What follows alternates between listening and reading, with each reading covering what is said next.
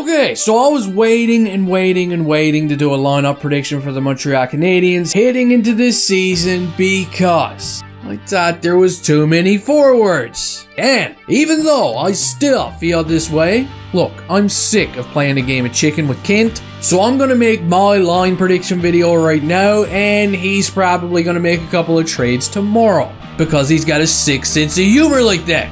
But anyway, here we go. Line number 1, we got Nick Suzuki centering newcomer Sean Monahan, who really enjoys toast, and Cole Caulfield. And this is one of these lines with the left wing position that's just going to be alternating throughout the season. Okay, while I've got Sean Monahan in this position right now, we could see Jonathan Drouin in there at times, Big Daddy Nav, and of course, this big bastard right here. So expect anything. But I'm really hoping Sean Monahan just puts up some decent numbers this year. I hope the fans all get attached to him, and then bam, just like the old family pig out in the shed, when he's all nice and juicy, we get rid of him right at the trade deadline. Moving on to line number 2, we got Kirby Doc between Jonathan Drouin and Josh Anderson. Drouin and Anderson, of course, they've got this little bromance thing going on. They showed some chemistry last year during the 4 games that Drouin was able to play. And who knows, maybe they can rekindle some of that magic again this year and play alongside newcomer Kirby Doc.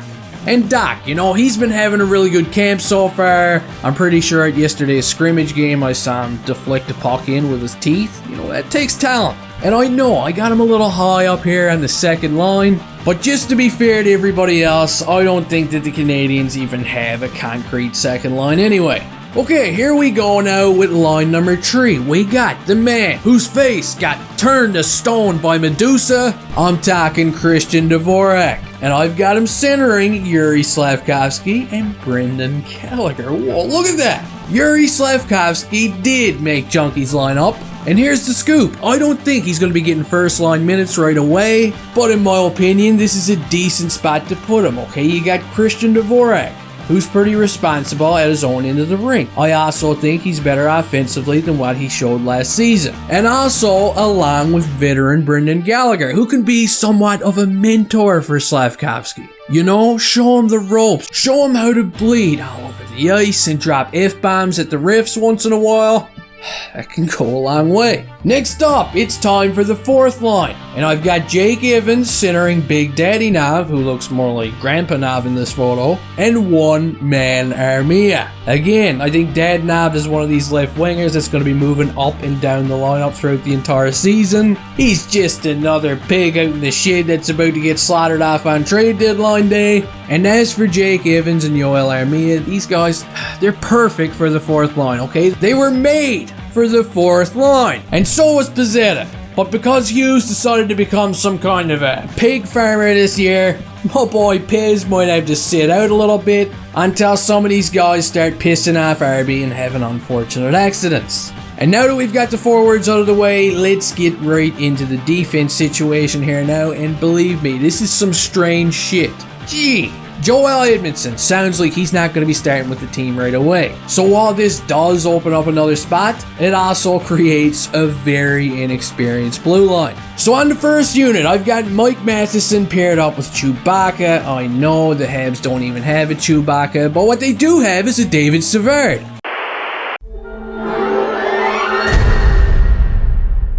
And it's basically the same person. And even though I think it was a dumb decision to put these two together because that's 2 of the most experienced guys we have on one unit, but I'm just thinking about a bit of a shutdown line to play against the other team's top line. You don't want some of the pups going up against the Marner-Matthews line or the McDavid and Draisaitl line. You smelling what I'm cooking? Moving on, it's time for a very inexperienced second unit. Give it up for Arbor Jacki and Justin Barron. Arby made my squad because, well, you just knew he was going to make my squad.